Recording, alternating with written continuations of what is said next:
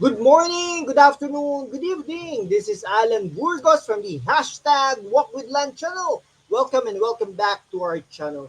Guys, if you are not yet subscribed to our channel, this is really the perfect time to join us. Please join our growing family. We are now officially 7,843 subscribers. Konti na lang guys. Mag-8,000 subscribers na tayo. Maraming salamat po sa inyong lahat. Mahal na mahal ko po kayo. I love you all.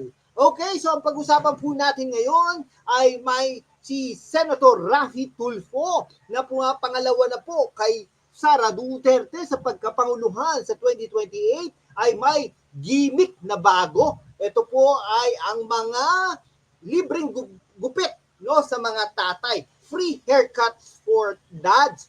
Ha? Kaya nga lang po, dito po pag kayo ay ginugupitan, sigurado pong i-video kayo dahil gagawin po kayo content. No? Content po yan sa YouTube channel ni Raffy Tulfo. Baka naman, mga subscribers po ni Raffy Tulfo, mag-subscribe na po kayo sa hashtag Walk with Land channel. Okay? So talaga namang itong proyekto ni Raffy Tulfo ay talaga namang unforgettable no para dito sa mga lucky dads no. Biruin mo, libreng gupit. Magkano po ba ang gupit ngayon no? 100, 200, 300, 500, 600, 700. Yan yung mga gupitan ngayon sa mga panahon na to. Alam niyo po ba nung gupitan ng dati no? Tatawag lang ako nung barkada, gugupitan na ako. O kaya naman nagpapagupit kami dyan, no? Dyan sa regalado, talagang mura na. Talagang tinitignan pa yan ng mami ko, no? Talaga namang, para ito si Tulfo, para itong gimmick na niya ito, talaga namang patok na patok, content na content. Gagawin nga rin po natin content yan later on. Okay? So, ginawa po to ni Senator Raffy Tulfo upang magbigay ng appreciation sa mga tatay, no? Talagang kasi po bumisita sa action center niya ay may free haircut. O tingnan mo, nagreklamo ka na, meron ka pang free haircut, saan ka pa? Okay. Kaya naman talagang patok na patok ito, no? Yung ginagawa ni Raffy Tulfo kumbaga.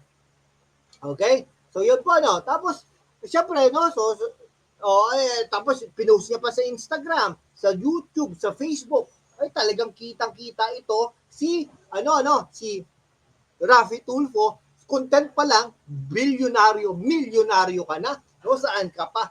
Kaya po, no, kung nakakapanood kayo nito, ay mag-subscribe naman kayo dito para naman we can be able to maintain and sustain this channel. No? So grateful naman dapat sa mga amain ng mga bahay with joy and thanking the center for their new hairstyle. Siguro yung new hairstyle para sa mga amain ay talagang mayroon pang dito sa gilid-gilid, no? Local barbers were tapped with the senator staff to ensure the dads walk out looking sharp. Okay?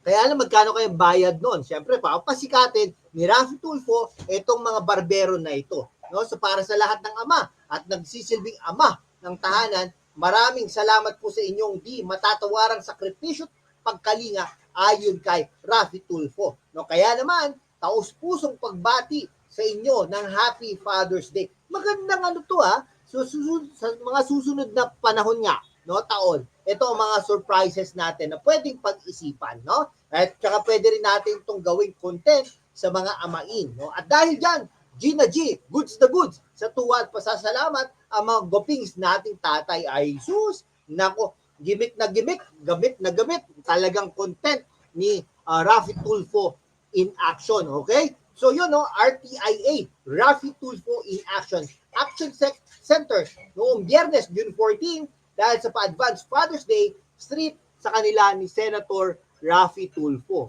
Ay, nako, gamit na gamit. Anyhow, sinasabi po natin to, kasi po sa mga darating na panahon, sa mga darating na buwan, linggo, no, kasi eleksyon na, malapit na ang eleksyon, guys, no? 2025, 2028, expect po ng mga marami pong gimikan yan, no? Gigimik si Sara Duterte, gigimik si Martin Romualdez, gigimik si Raffy Tulfo.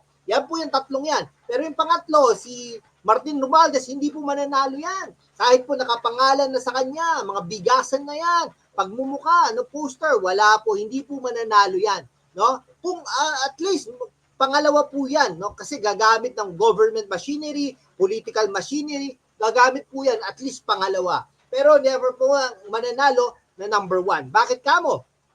Okay, kasi wala pa pong nanalo ni Speaker of the House na presidente ng Pilipinas. Tandaan niyo po yan. Sana nga po may magsabi kay kay Martin Romualdez ng ganyan, no? Katulad kay Isko Moreno, hindi po nila sinabi na wag nang tumakbo, natalo, di ba? Tayo po ang unang nagsabi noon, Mayor, wag ka nang tumakbo ng presidente ng Pilipinas. Tumakbo, natalo. Hindi po nakinig sa atin. Ngayon, sana po may magsabi kay Martin Romualdez na wag na po siya tumakbo bilang Pangulo ng Pilipinas dahil nga po, hindi po siya mananalo. Sayang po, no? Ngayon, pag ito si Raffy Tulfo tumakbo, it's either siya mananalo or pangalawa, no? Si Sara Duterte, it's either siya mananalo or pangalawa. Pero sana, kung papalarin, manalo din naman si Sara Duterte. Okay? Yun po katotohanan doon. So expect niyo po, mga gimmickan yan, mga gigimik yan. Baka si Sara Duterte, magmumotor yan mula Davao hanggang Ilocos Norte, no? Lahat ng bayan ng mga naging presidente, vice presidente, senador, kung mga speaker of the House, Senate President, ay pupuntahan niya yung mga yan. So ibig ko pong sabihin, ang bawat mula ngayon hanggang 2028 ay maiikot na niya ang buong Pilipinas, maisa sa katuparan na niya, masasabi na niya ang kanyang mga programa para sa bayan, para sa mga estudyante, para sa mga guro, para sa mga manggagawa. Ngayon, ang hinihintay na lang natin at ito ay pwedeng maging kasiraan ni Vice President Sara Duterte ang pakitungo niya sa China. Ano nga ba? China o mga Pilipino? No? So sana may mag-advise sa kanya, no? May makikinig sa atin na dapat medyo matapang siya sa China, no? Hindi pwedeng ibibigay ang bawat no? Ang isang no? Dapat minimedya-medya rin yan dahil hindi po maaaring ibigay natin ang mga mga properties natin sa China. Hindi po pwede yun. Hindi po pwede yun. Kaya po yun po ay magiging kasiraan ni Sara Duterte kung sakasakali. So ang mananalo dyan, Raffy Tulfo, no? Pero dapat Sara Duterte rin, no? It's either or. Okay? Yan, ha? Ngayon, hinihintay na rin natin kung sino ang magiging mga vice presidente nitong tatlong politikong ito. Kay Sara Duterte, no? Baka siya rin Gatchalian yan o Amy Marcos, no? Si Raffy Tulfo, baka yan, Chis Escudero, mga ganon, no? Ito naman, si Martin Romualdez, baka isang senador din yan, no? Yan, baka Big Subir yan. Naku po. Sige po, hanggang dito na lang po mga kaibigan ko. Kung hindi ka pa nakapag-subscribe sa ating channel, mag-subscribe ka naman para naman we can able to maintain and sustain this channel. Thank you so much guys. God bless you all.